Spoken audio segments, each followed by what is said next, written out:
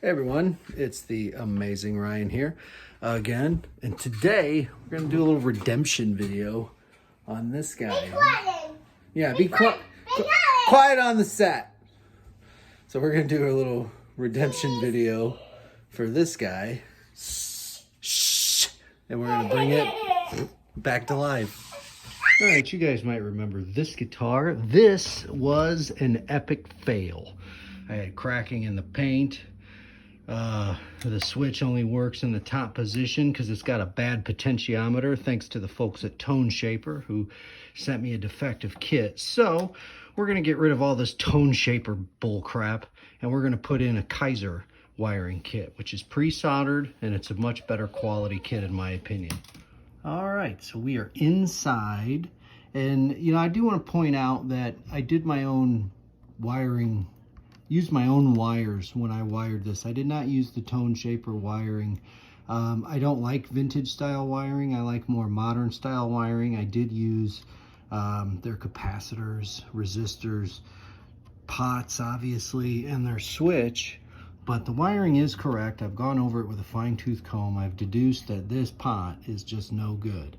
Now this pot was really hard to turn, and I kind of pushed on the shaft here and it got softer and it was easier to turn, but I think it was damaged in shipping, and the good folks at Toneshaper didn't feel it was important to reach out to me or offer me any kind of assistance whatsoever. So we're going to take this Toneshaper garbage and toss it in the bin where it belongs, and we're going to use Kaish, which I have over here.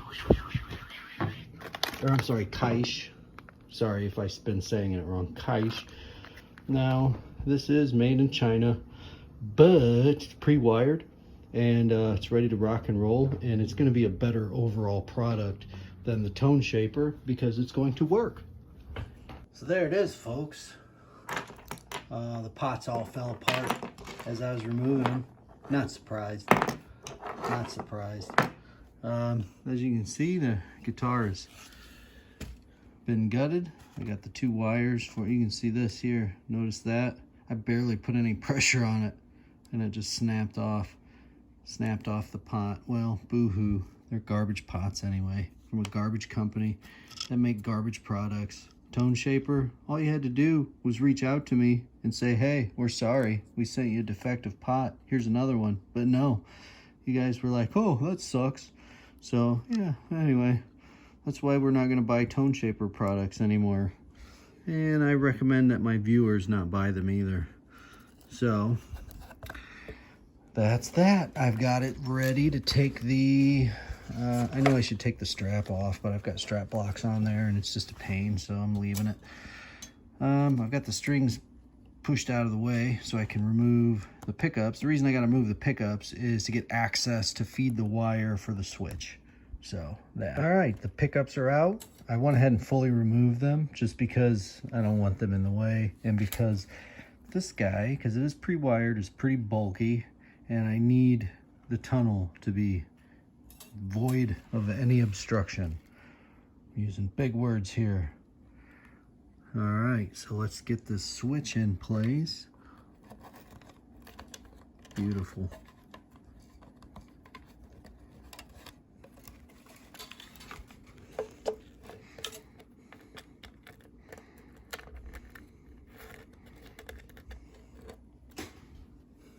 All right, switch is in, wire is ran. I even got the plate on. I don't have the, I'm hoping, because I have two, if you guys watched the first video, you saw I have two gold knobs, and I have the other one still. I'm wondering if it will thread. I'm hoping so. Then, yeah, then we'll be in business, won't we? All right, so just another thing I want to point out with the Yinfente body, because like all the holes they machine, this one isn't big enough to put this whole assembly through, so I'm going to have to desolder and resolder this. All right, so now I'm going to very, very carefully take the Toneshaper kit, throw it in the garbage. All right, so another problem with the Yinfente body, these stems are just a tad bit shorter. So the thickness here, the stem only comes through like to where I can't get a thread to catch. So I gotta make that deeper. And I'm gonna do it using this 1 1/8 paddle bit. And it's going to be dangerous. So hopefully I don't destroy the fucking guitar in the process. All right, so same problem, different hole. So I disconnected the harness and fed it back through there. I'm hoping this bridge wire stays out of the way, but I gotta machine this out. Yay. Disaster struck. The paddle wheel caught the harness and just ripped fucking wires out. Just fucking terrible. God damn it. We lost the bridge wire, got severed. All a bunch of wires got severed. That was a fucking disaster. That was an absolute disaster, and the pot still doesn't even fit in the fucking hole. I gotta tell you, Yinfente, I hope your fucking factory burns down, because your product is crap. Absolute crap. So as you can see here, the stem, oops, this one. The stem is pushed as far as in as it can go, and it's still not enough to catch a damn thread. So more machining on the body.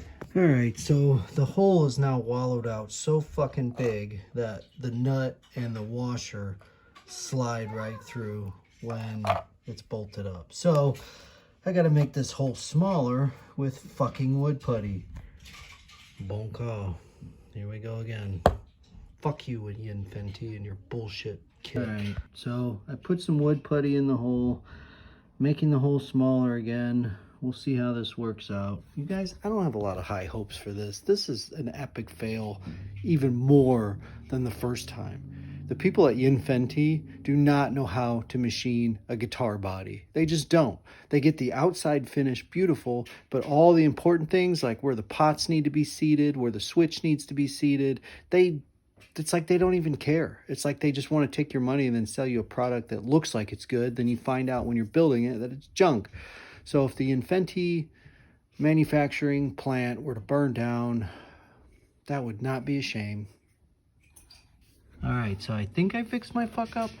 I put a wire from here to here and a ground from here to here. I'm pretty sure that's what that red wire was that I ripped out. You want to color?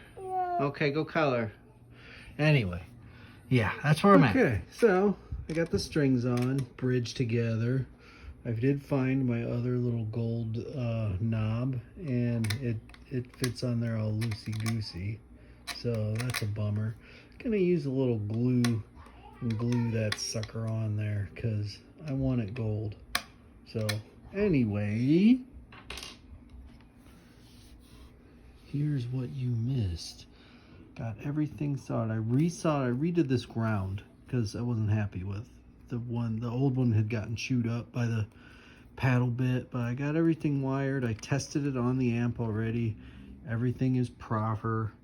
So I'm just gonna put the covers back on, see if I can get it tuned in the intonation dialed in. It shouldn't be too far off because I didn't really mess with the bridge at all, but sometimes these little saddles will work themselves into different places and blah blah. So yeah, I almost forgot the input jack. Doesn't want to plug in because it's not orientated. I gotta reorientate it so that the actual, yeah.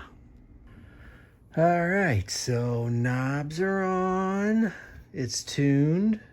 I glued the switch cover thingy knob on.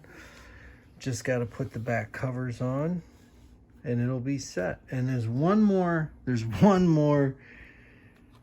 strike against Yinfente that I just want to point out. Do you see how deep they cut? How deep this is?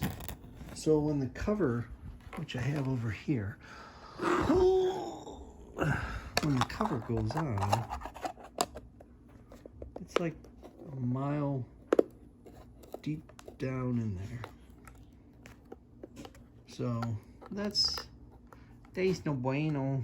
Ain't gonna like that.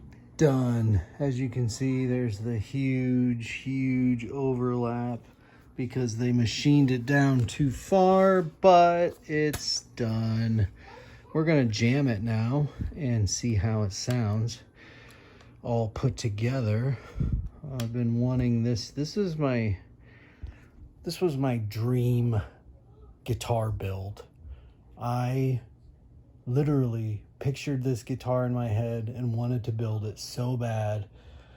And if it would have been a dream come true, if I would have used just about any other guitar kit besides the Yinfente. The Yinfente was a mistake. It's so not recommended. So not recommended.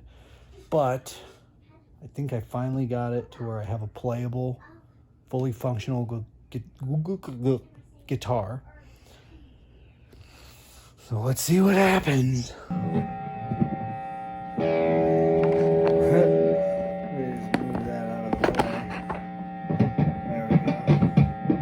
There we go.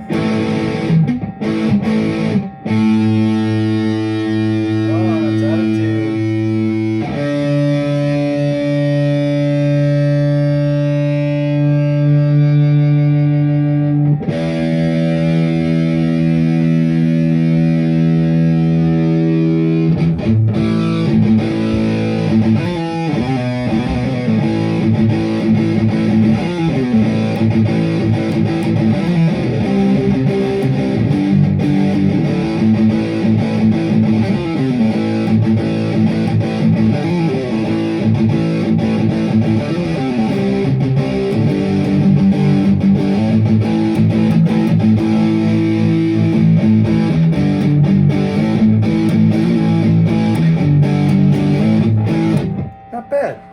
Sounds pretty good. Let's try the middle pickup. It's